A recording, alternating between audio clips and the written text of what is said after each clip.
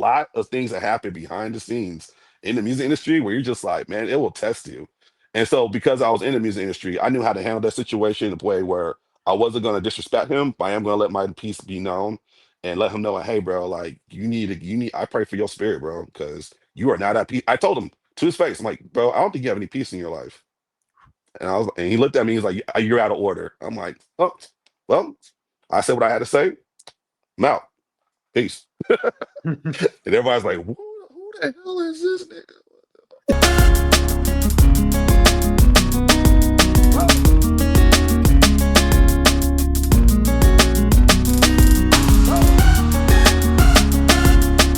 Gentlemen, you're right on time for another ride on the Groove Line. And I told you I was going to have some guests on. And I've known this brother on social media for, has it been 15 years? It's been pretty close.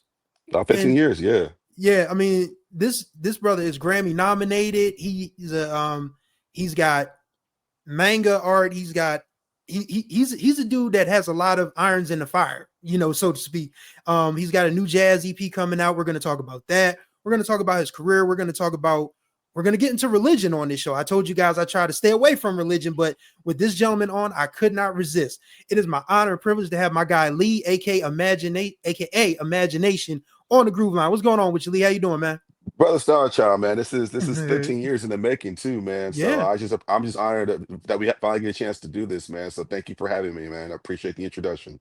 Yeah, thank you for coming on. So you've got this new song out called Shambhala, and I noticed that it sort of has a spiritual meaning behind it. If you're not familiar, you guys can go to Spotify. As a matter of fact, I'll put the link to that song in the description below on Spotify so you can check it out. And just tell people what the meaning of that word is, why you chose that title for the song, and how did that, all come about? So I know when you first met me, I was a bit of an internet troll. So I was just a manic and kind of just out here just stoking fires and everything. But I Yeah. think in these last 2 or 3 years, I've been in a place of Zen.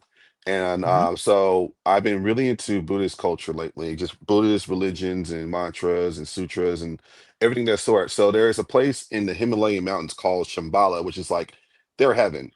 And Right. basically, when in the concept of like enlightenment, you're reincarnated until you get to a place where you can transcend the spiritual realm into Shambhala. And Shambhala is apparently a real place. It's a place that Genghis Khan like actually looked for and everything. Mm. And I don't. There are physical descriptions of it, but you have to have a certain level of spiritual enlightenment in order to like get there. So when I was Mm. creating my project, I just wanted to take some like deeply spiritual religious themes and apply that to kind of like, okay, what would this sound like if I was like walking up to heaven or Shambhala? So that's where the concept came from. And the song came together really quickly.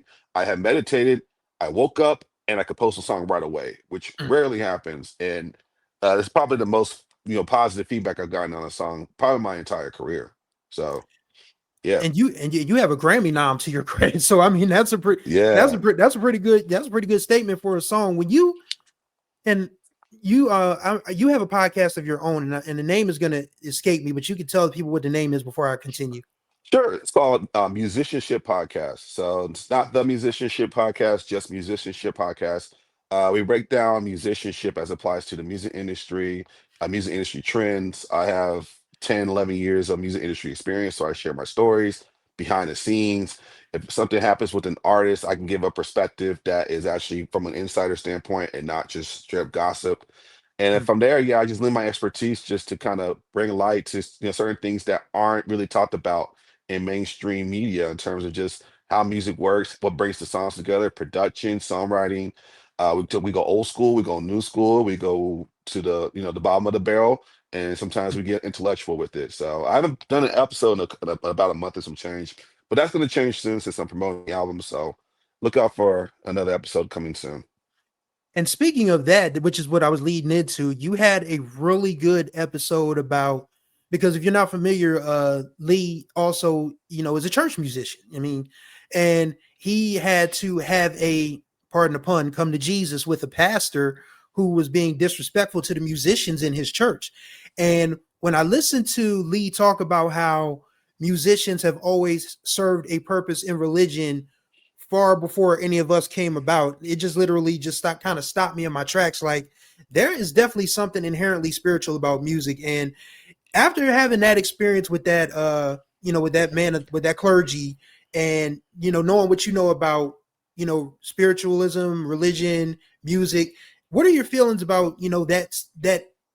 I guess confrontation, have been able to verbalize it the way you were able to verbalize it later on down the line. Like how are you feeling about that, and how has that kind of like colored or changed your perception of religion, if at all? It was jarring, CJ, just to be honest. It was jarring just to hear it in real time. I felt like I was in a reality show and cameras were Mhm. around. I'm like, I cannot believe this guy is saying this. So for context, I was hired for one Sunday at a church, and everything was going great. It's a top online church. It's a mega pastor. This guy has a lot of albums out and everything. Really popular church out here. And after the rehearsal, stops, one of the musicians is like, "We're having a come to Jesus meeting." I'm like, do I need to be in this? Because I'm just a guest. I'm not up here trying to like, whatever, whatever. I go into the meeting and this guy is straight up like berating musicians. And it's to a point where he said two things that really got my attention. The first thing he said was, and he was quoting another pastor, and he was saying, all musicians, church musicians are whores. And you guys will do everything for money. He said that to like a room full of musicians that I know and respect, and I'm like, I'm not the one. Hold on, I'm not the one. But that was like one thing out of like 20 inflammatory things he was saying. He was having a come to Jesus meeting with the staff, which is fine. It's okay as clergy or as pastor to like correct and get your house in order. I totally get that.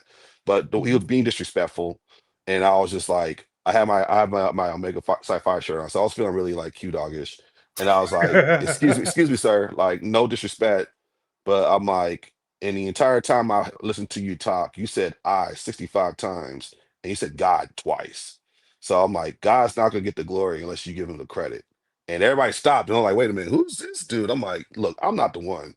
So we went back and forth for a little bit, and I'm like, you know what, sir, this isn't the place for me. I got up and walked out, and my phone blew up, and I went to go post the story right away, and it resonated with so many different people all across the country. It's my most viral post on my TikTok and stuff, where they're like, first off, like, why would he say that? And then what I did in my podcast is like you pointed out, I brought out the biblical kind of context in terms of why musicians should be compensated. I brought up the concept, about the example of Nehemiah. Basically, when they were building the temple, the Levites were basically the praise and worship leaders at the time, Mhm. and they were tilling in the fields and they were doing praise and worship, and their families were starving. So Nehemiah came together with the elders of the tribes and was like, "Yo, use the tithe to pay the musicians. That way, their families have food to eat, so they can serve in the temple." That's actually where the precedent was set.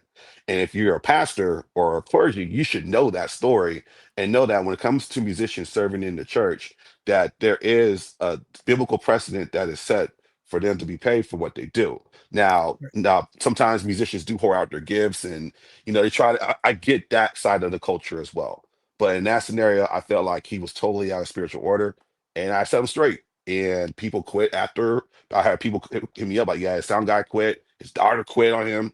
I was like, "Oh, okay. Well, maybe I struck a nerve that people needed to see, because maybe I'll Mhm. sit there to expose what he was going on." So that was that experience. It was jarring. It really damaged my kind of my ministry in terms of just like, man, like I can't believe pastors of mega churches think like this when it comes to musicians. What they must think about people that don't serve their agendas. What do they really think about those people? So I pray for the people that are involved in that church. I pray for the musicians that are involved. I tell the musicians like, "Hey, bro, y'all know me. I'm always going to have your back, and I don't care how much you're getting paid. Don't let anybody ever disrespect your gift, because your gift belongs to God, and God's using you as a vessel. It does not belong to Him. It doesn't belong to an organization." So that's what happened, and I'm better for it because like it really tested my faith and my resolve, and now I can use that as an example to motivate younger musicians and musicians that may be in that place where they're in this spiritually toxic relationship with the church or industry gig, and just point out, hey, bro, you don't got to be this way. So that's what happened, man. I tell you, man, just being able to be a light for people like that, just had to be. I mean, like you said, it jarred you, but it definitely felt like it served a purpose. Now, let me, guys, you got, let me remind you guys. You know, I'm very, I'm not, I won't call myself atheist. I wouldn't, because my mother watches this, and I know she would have a 38 hot fit if I describe myself as such. I mean, I don't go to church, but I still have a spiritual foundation. So, just being able to listen to it from your side of it and understand that, yeah, people, kind of sort of not all clergy, but there are a few who seem to forget that they're serving someone else, but then end up serving their ego. Yep. And there are a lot of, there aren't many people like that I've run into, but the ones that you do run into just literally kind of blow your mind. It's like, this isn't what you're supposed to be glorifying. Yeah. And for you to be able to have the that cute them cues, man. I went to an HBCU. I know how the cues get down. So you being queued up to be able to say, all right, listen, man, this ain't the place, this ain't the time or the place.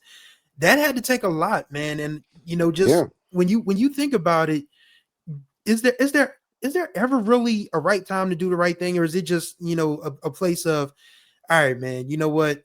I'm just gonna say it, let it be what it's gonna be, and then you get this overwhelming positive response. Yeah, I think in that moment, because I am tremendously blessed. I'm not a full-time musician. I do musician stuff on the side. I'm a blessed with a great job that I'm able to provide for my family. But a lot of those musicians in there are full-time musicians. So this is their bread and butter. Right. So the gig was paying $500. So this is not a small amount I'm walking away from. But I think in that circumstance, no, because he kept asking, like, does anybody have anything to say? Anybody have anything to say? He's sitting here berating his people. And finally, I'm just looking at my bass player. I'm like, yo, like, is this dude for real? And he's like, hey man, just keep it down. I'm like, no, no, no, no, no, no. I'm not about to keep it down. Like, he out here calling y'all whores. He's calling us whores. So I think in that scenario, I was comfortable walking away from $500, knowing that I can make a difference in that room. There were about 30 people in the room. I knew that if I walked away with my integrity intact and people understanding that, hey, this isn't me trying to like bark at order. This is me trying to redirect this guy. Like, hey man, you kind of focus on the wrong things right now.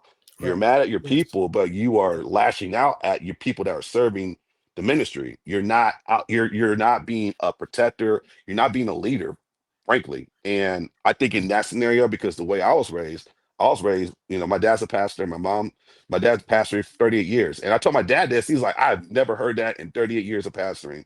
A Mm, pastor saying that to anybody. So I'm like, okay, it's not just me, and that cannot be the norm for that church. So I'm like, if God had to use me in that moment to basically redirect people, like to be like, hey, bro, like, what are you guys really doing this for? Are you guys doing this to glorify this guy's ego so he can get clout and you guys can become a bigger ministry? Because like I'm telling you right now, man, you mentioned the Grammy nomination. That was one of the worst days of my life when I got it. mm, That was one of the worst days of my life because one, I didn't get paid my well, I was owed. Two, I got kicked off the same project. So I got kicked off the project, and literally, bro, like 3 months later, they're like, "Oh, you're nominated for a Grammy." I'm like, "Great, where's my money? And can I finish the project?" Never happened. So wow. there's a lesson in that Wow. where there's a lot of things that happen behind the scenes in the music industry where you're just like, man, it will test you. And so because I was in the music industry, I knew how to handle that situation in a way where I wasn't going to disrespect him, but I am going to let my piece be known and let him know, hey, bro, like I pray for your spirit, bro, because you are not at peace. I told him to his face, I'm like, bro, I don't think you have any peace in your life. And he looked at me, he's like, you're out of order. I'm like, oh, well, I said what I had to say. I'm out. Peace. And everybody's like, who the hell is this nigga? Like everyone's like shocked. I was like, no, they don't know. Musicians know me. Like, no, I'm always going to speak truth to power when I'm in that position where nobody else is speaking up. I will fall on the sword so nobody else can lose their bread and at least go about their day knowing that, hey, okay, at least somebody sees it from my perspective. And if they need Hmm. anything, they can reach out to me. So, Yeah. yeah, man, crazy. Whew. Ladies and gentlemen, the doors of the church are open. And now we're gonna get back to the fun stuff. And Yeah, yeah. you've been able to create a nice lane for yourself, and some of the stuff that you've produced for other people. Shout out to our guy Nerd, aka Wayne, aka 35 millimeter Poppy. Just being able to, you know, help people along in their musical journey and different things of that nature. When you look back on when you first got started as a kid, playing drums at 4, now that, you're an adult with a family, a career, a side gig, just what is it about the music industry that just, I mean, or the music or the craft itself? Forget the industry. What is it Mhm. about the craft itself that continues to inspire you and motivate you? There are no masters. I think I think that's the thing. I think Stevie Wonder is probably the closest thing you can get to in terms of a musical master. But even like to even get to where he's at, it's gonna take hundreds of years for you to really fully understand how he made such complex concepts so simple. So I think for me, Stevie Wonder is the bar, and it should be the bar for any singer, musician, songwriter, artist. If you want somebody to kind of emulate or measure yourself to, Stevie, in my opinion, is the greatest artist of all time. I think in my situation, I was a reluctant musician, man. I didn't want to be a musician in high school. I played in jazz band, I played in marching band, I played in concert band, I played trumpet. But I was never like I never had the aspiration to be a musician until I got to college, where I had the music theory, but I didn't have like the skill. And then like my 20s, I'm spending time to like, going back. I grew up in a real shelter household as well. So when I got to college, I was able to explore the Stevies and the Donnies and the Minis and the Beatles. I was able to like go back and like do my homework. And the more homework I did, the more I'm like, man, there's just such a reservoir of just knowledge and just chord progressions. There's just so much to learn from. So I think it's just I call it catching a virus. Um, there's a virus that musicians catch where they're just like, okay, it's in my system. I cannot get out my system. I gotta create, or I gotta go and listen to this song, or I gotta go check out this album, or watch this concert. So the deeper I got involved in like, especially with jazz, so the more I got into like Herbie Hancock, Chick Corea, Miles Davis. My youngest son is named Miles. Miles Davis, John Coltrane, Sonny Stitt, Bud Powell, Ella Fitzgerald. Like once I started going down that rabbit hole, I'm just like, man, there's just so much here. So I think that informs that has been like the biggest motivating factor for me continuing my journey is just knowing that, hey man, that you can kind of create a canvas of like what your life is through music. Yeah. And I think that's where I'm at right now with this project is that okay, I want to create something where my grandkids can look at it and be like, man, that's really cool that my grandfather did that this Yeah. many years ago and it still sounds fresh, it sounds original, it sounds like something you could be proud of. So I think that's where I'm at right now. I feel like I'm in a bit of a rediscovery artistic wise, and that's probably why I haven't released the project yet because I feel like I'm still growing. I still have ideas that I want to get out there, but I am taking my time. I'm not in any type of rush, but it will be sooner than later, hopefully. Okay, yeah. So if you guys are not familiar, Lee is recording under a name AmGnation that is spelled AmGnation. I got that right. AmGnation. Uh, okay, all right. I threw the first in Delaware there. State, Delaware State. Hey. DSU. It's No, no. it's homecoming this weekend. Give me some Oh slack. boy. Oh boy. Oh boy. but yeah, he's gonna be releasing a jazz EP called Inertia. He's got a song you can catch on Spotify called Shambhala. Like I said, I'm going to put the link in the description below. And when you mentioned, Herbie and different folks like that, like my most favorite discovery in recent years has been the '70s fusion stuff Mm, from Herbie, Patrice Russian's first couple records, yes. Yes. um, you know, Idris Muhammad, Yes. Pharaoh Sanders, um, Mm, Grover Washington Jr. Like I said, I did an episode earlier on this podcast that Grover Washington Jr. had one of the best 1975s of anybody that year with hmm. Mr. Magic and uh, I have that vinyl in my studio right now. Yeah. Mr. Magic, yeah. Yeah. Yeah. Mr. Magic and then Feel So Good came out the second half of that year because Knucklehead is still one of the funkiest tracks I've ever heard in my life. I love Hmm. Knucklehead with everything in me. I did an Yeah. entire episode about Knucklehead.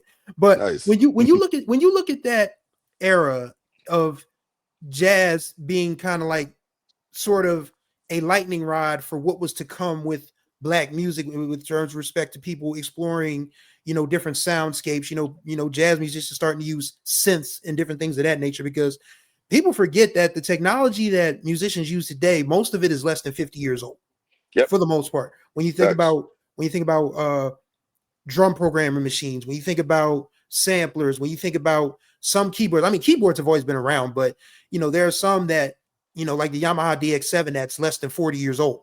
So Hmm. when you look at the technology and how jazz musicians were kind of like ahead of the time, is that just a point of reference that people seem to forget when they down talk jazz? Because some people have negative reactions about jazz when the reality is it feels like it's the foundation for everything that we listen to today. Yes, and like you, 70s jazz fusion is my favorite genre of music, period. It's my favorite genre of music, period. So this is what happened. And this is probably why jazz critics had a hard time getting with the times. So if you remember like in the 1950s and 60s, we were segregated. And on top of Mhm. that, music was segregated. There was a black chart and a white chart. And very rarely did the black artists cross over to the white charts. So I think with the Civil Rights Act happening and integrating schools, integrating music schools of that sort, there's a cultural exchange that takes place between all the groups that are, in America, where you have Miles Davis going to Gil Evans for like classical composition purposes, so he can expand on what jazz actually is. And Miles Mhm. Davis was kind of like the catalyst that was, hey, I did the bebop stuff with Charlie Bird Parker and Dizzy in the 40s. Bebop is dead. Like, we can't keep doing that for 8 minutes in a row, bro, for the rest of our lives, man. Like, Mhm. eventually jazz has to evolve. So it went from bebop jazz to free jazz with Miles Davis and John Coltrane and Lee Morgan and Muhammad, like you named Chico Hamilton. And then so what happened in the 70s, psychedelics and all that stuff kind of came into play. So Mhm. psychedelics, integration. Now there is a whole new runway of genres for artists to explore where everybody can get into it. John McLaughlin. Joni Mitchell has an album with Jaco Pastorius on it. Did not know that. With Jaco Pastorius and Pat Metheny. And yeah, it's incredible. I was like, Joni Mitchell is a jazz fusion. I mean, it's straight up jazz fusion. So like I'm going yeah, to go find this after we're done. yes. And I think it came out in 1975. There's a live concert they did too. And it's incredible. And she lets Jaco be Jaco, and it's incredible. It's incredible. So like there is a cultural exchange. There's a psychedelic type of blossoming that's happening with jazz. And if you wasn't a part of that scene, you were left behind in the old dusty jazz clubs and stuff. And the thing is, what Miles Davis says is that, hey, that all that stuff is old stuff. We gotta do new stuff to keep the genre moving. And the genres, if we're not doing new stuff, the genre dies. So I think that was the mindset that a lot of jazz critics had a hard time accepting. And I think the longer we go with it, the more, especially with these kids, like my son is heavy into 70s jazz and funk and stuff. Like Mhm. Gen Z is like into 70s jazz. That's their starting point for a lot of them. I'm seeing like 18-year-old, 19-year-old kids doing stuff that they were doing in the 70s. I'm just like, yo, whatever critics said about jazz fusion, they were wrong because this is a sound that's always evolving. There's Gen Z people bringing their ideas. There's my generation bringing in ideas and stuff. And there's no way to really define it in a way that it's just one thing. And I Right. think that's the beautiful thing about jazz. It's never just one thing. Jazz is a slang term. No, jazz is one of those things a white person said about black music because he couldn't understand it. If you ask a blues artist, if you ask a jazz artist, if you ask Ron Carter what jazz is, he might cuss you out.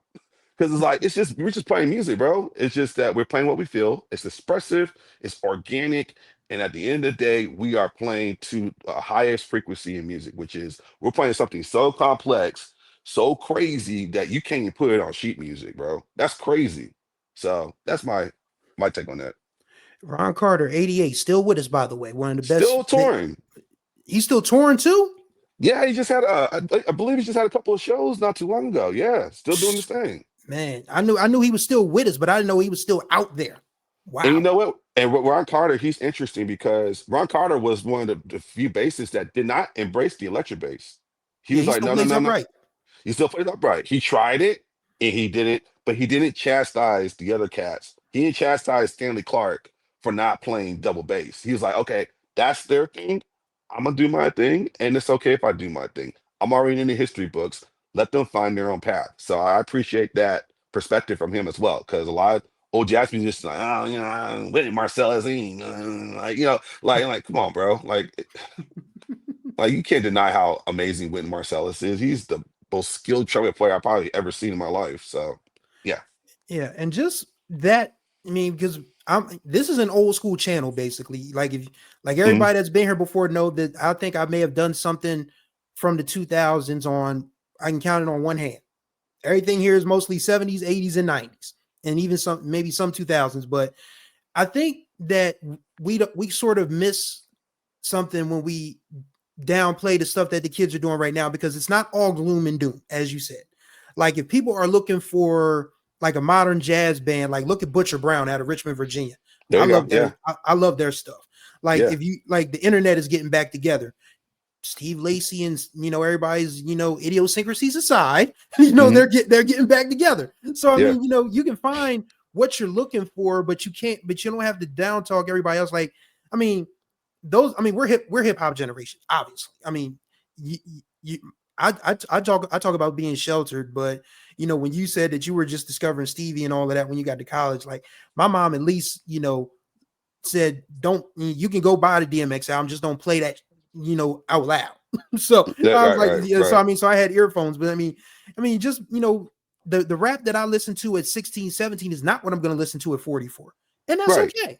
That's Right. okay. I mean, when you think about, the women, we can't say that you got to expect MC Light and Queen Latifah type bars from Cardi, Meg, Glow, the pink haired lady.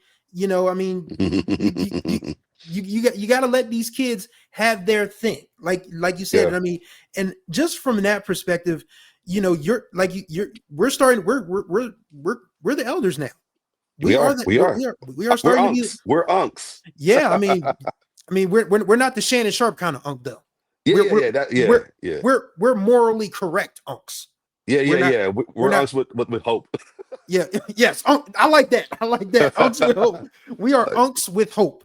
So Yeah. when we look at what these kids are listening to and what they play and how they do it now, just does it remind you of how it was when we were younger? I mean, I'm a little older than Lee. I mean, matter of fact, I think I'm a lot older than Lee now that I think about it, unfortunately. But I'm glad to be here just the same. But when we were Yeah. younger, we still had that same kind of thing with our parents, with respect to music and different things. Like, do you think that's always going to be the way it is? Like, there's never going to be a complete generational understanding. And even if there's not, is there still a way that we can just kind of let bygones be got bygones and let everybody do their thing musically? Yeah, I think also with our age and stuff, and I got to witness this with my two sons as well. My sons are 19 and 14. So we grew up without the internet. We actually had to go to a record store, or go to Sam Mm-hmm. Goody, or go and actually find what we wanted to listen to. And from there, yeah, crate dig. We had to Mm-hmm. go, and then so like with that, so in the generation for us had to do the exact same thing. And I think with my son's generations, they are now at a place where everything's on their phone. So it's Right. easier for them to do their homework. And from there, when they do their homework, they can literally just pull up Spotify, like, okay, I want to listen to this, and this. Okay, I know what to do. I have my keyboard right here. Studio equipment, we didn't have that growing up. So you had to go to an actual studio and pay a lot of money, and like a lot of money. And because the thing is, back then, everything was on a track and everything had to be recorded a certain way. You couldn't just overdub vocals right away. You had to there's a whole process that was happening. Whereas now I can pull up my laptop, load Ableton, and do 5 songs in an hour, and I'm good. So I think the processing time is a lot different. But in terms of the homework, I think the homework is also different as well. And I always tell my son's generation, like, y'all are gonna be probably the best musicians ever because you guys have access to so much at your phones. But what you guys need to understand is that you do not take there's no shortcuts to greatness. And I can tell looking at younger musicians who's taking shortcuts and who's actually about the craft. Because if I'm a piano player, that's my thing. But if I see you transposing, bro, that's unforgivable for my generation. We were forced to learn everything in every key. We had to take piano lessons, we had to learn scales, we had to learn chords, and then we had to learn modes, and then we had to go and like listen, like we had to go shed, talk to the musicians. So at 40, I'm 40 years old. So like at 40 now, I've done all the work. I put in the 10,000 plus hours. I've worked in the music industry. And so now when somebody gives me a song, I can learn it in 30 seconds. And they're like, whoa. And I'm like, yeah, that's what you're paying for when you get me. You're paying for somebody that's able to process it and retain it in a way. And also, I can add a little spice to it because I have a jazz background. So I think the challenges are a lot different for this upcoming generation. And I just try to really encourage my kids and just any younger musician, hey, man, learn the craft and do your homework. If you do the homework, there is no gig that you cannot get. There's no artist you cannot work with because what's going to happen is you're going to be in those rooms with some killers, and you're going to be in those rooms with people that have dedicated their lives to it. But if you have the right spirit, the right attitude, and you can show that you have conviction when you play, bro, the sky's the limit. So that's kind of like my message to young people in terms of how to process music and how to learn their craft. Is just don't take any shortcuts. You'll regret it later. All right, and so we're gonna, start to wind this down, but I did want to ask about inertia a little more before I get into a quick little, round robin thing of questions with you because we got to play a game around here. All I'm, right, I'm, no I'm worries. start, you're gonna be my first guest I do this with, so we'll see how this works. But just about when you came up with the ideas for inertia, I mean, Shambhala on its own sounds really good. Is the Thank you. challenge for you gonna is no problem? Is it gonna be a challenge to find a suite that complements it? Do you have a concept in mind? Do you have, things that you want to sort of like, put in a lane, or is it just going to be free flowing as possible? That's a great question. So I put together a vinyl. So I put together about 12 tracks. So it's a lot of like I call it like meditative lo-fi jazz fusion. So I think that's the lane I want to stay in because I'm just kind of in this place of zen, and I think it's just I'm just really at a place where I just want to elevate what's already out right now. So right now, I feel like I'm a song or two away. Every musician, by the way, feels like they're a song or two away from finishing the album. But for me, Yeah. I feel like I'm like one song away where I'm like, okay, I can let this go and not have to listen to it for the rest of my life and put it out in the universe and everything of that sort. So right now, I'm still exploring concepts. But like I said, I think I just been so busy doing shows and festivals and church. Like it's been a crazy. So this is like the first week in like 3 months where I'm just like, okay, I can actually just chill and sit at my keyboard and like actually create some stuff. So I'm gonna create some things maybe within the next week or two, and we'll see what happens. And then from there, I'll announce a release date, and hopefully no calamities come up, and I can put some money behind this. So yeah, man. Yeah, and I'm gonna review it. I mean, I I do reviews on this channel. This is what I this would be channel is. honored. I So would be honored. I would be honored if you were a reviewer, CJ. Appreciate you, yes, brother. we definitely gonna talk about inertia when it drops. All right, so before we pull this train back into the train house, got a few questions. So this is gonna be word association. Okay. All right. So I'm gonna, just throw an artist, throw a song, throw an album out there. You tell me, the first word that comes to mind. Ready? Oh boy. Okay. All right. Headhunters. Ooh. I'm gonna use the two words. Sonic Boom. Yeah. Sonic Boom. Just probably my yeah. That was my entry point to jazz fusion. So Sonic Boom, just a total frequency changer. All right. We already mentioned him, but Stevie Wonder, Master. Michael Jackson, Ah. Michael Jackson, a movie. Can I explain that a little bit? yes, absolutely. So Michael Jackson, his songs feel like movies. His entire life feels like a movie. So I think in Mhm. terms of just stature, I would just say like he's the closest thing we get to like a true movie superstar. Like he's the superstar of superstar. So I would say, let me take it back. Superstar, Okay. All right. the brightest star. All right. Whitney Houston. Tortured, Hmm. tortured. I think what we got from Whitney was we were lucky to get that from Whitney. But I would have loved to see Whitney outside of just the music industry at the time and see if she could really get into her artist bag. But yeah, I would just say tortured. Jimmy Jam and Terry Lewis. Woo. Batman and Robin Yeah. doesn't get any better. You talk about not taking shortcuts. They didn't take any shortcuts. They're the masters. In that lane, Prince. All right, so Prince is my all-time favorite artist. So for Prince, I'm gonna say, yep, Purple Rain. Look, but bro, I got the 40th anniversary here, bro. Like, Nice. don't play with me. So yeah, well, Prince, I'll say Prince is a universe. And I think when I try to put people on the Prince, they're like, I love Purple Rain. I'm just like, that's just like 5% of what Prince actually is. Prince was a curator of his own musical universe and dedicated his entire life to music. And there's so many stories about Prince. and when people talk about Prince, it feels like they're in a different world. So that's that universal part of what Prince. So I would say Prince is the universe. Michael Jackson's the superstar. Prince is the universe. Earth, Wind, and Fire. The mountaintop. Mountaintop for bands. The mountaintop for any type of band. I don't care what band you're in. If you put a band against Earth, Wind, and Fire, 99% of the time, you're going to choose Earth, Wind, and Fire. They're the mountaintop of band musicians.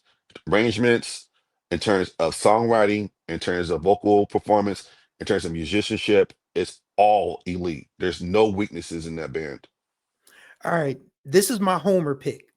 Okay. This is a homer question for me, just for my curiosity. Okay. Sound of Philadelphia. Ooh, underrated.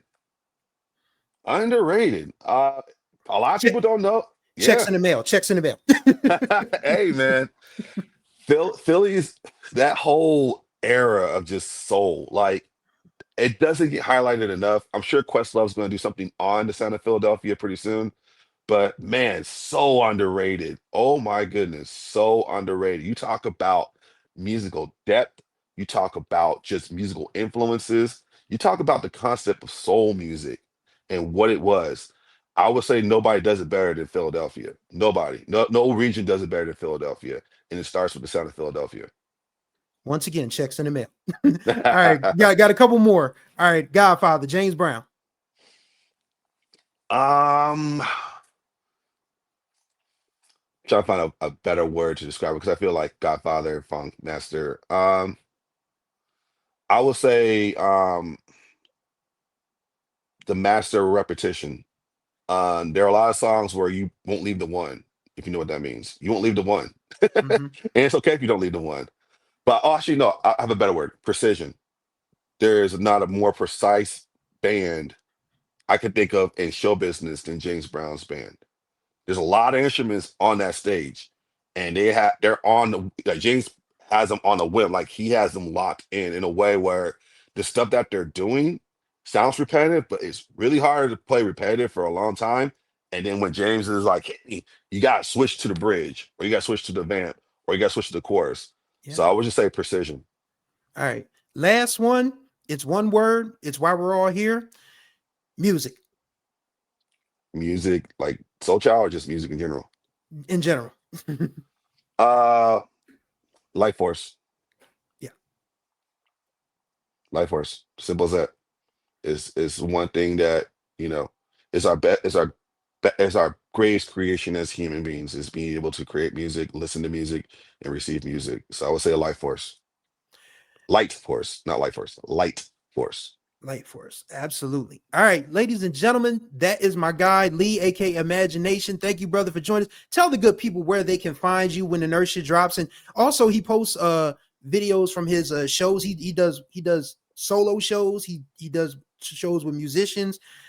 He jams live too. I mean, Shambhala is a great song. Like I said, you're going to see it in the description below. But he kills live too. So tell the people where they can find you. Yeah, man. So I'm on Instagram. You can follow me at AmGnation, AmGnation underscore. So basically from there, I have so on my EP, I'm using what's called a top box. You know what a top box is, but I'm using the top box on some of the songs. Mhm. But so yeah, I got that coming up. Inertia, the jazz EP is gonna come out. I think either later this year or early next year. I got my own anime as well, Dojo District on Instagram. I'm dropping my new manga pretty soon as well, so I'm into that space as well. I'm also part of a jam band, believe it or not, called Plank, which is a really cool. So like a lot of those psychedelic influences that they have with my jazz background, some nice little meeting of Mhm. the minds and stuff. So I have about Nice. 3 or 4 shows coming up with them as well. And then from there, man, I'm just out here, man. Just out here, just trying to live, man. So I like I said, I just really appreciate you giving me your platform, and I'm really proud of you to get to this point and everything. And I wish you continued growth and success in your endeavors, man. I appreciate you, CJ. Thank you. And I mean, this ain't gonna be the last time. I mean, once this thing Hell drops, no, once this thing drops, we're gonna talk about it. So, absolutely. ladies and gentlemen, thank you, Lee Imagination, for joining us, and we want to thank you for joining us on the Groove Line. Contact information for myself and Lee will be in the description below. Be sure to subscribe and tap that notification bell to be notified of all the new videos that drop on the channel. As you guys know, I post 3 times a week, and this one is going to be out You'll see it when it's out, but it's going to be very, very soon. We're recording this on a Tuesday night, so if you see it Wednesday morning, don't be surprised. That's all I got for you. So thank you guys for watching and listening. And until the next time we are on the ride, may you find the groove, or may the groove find you. Yes, sir.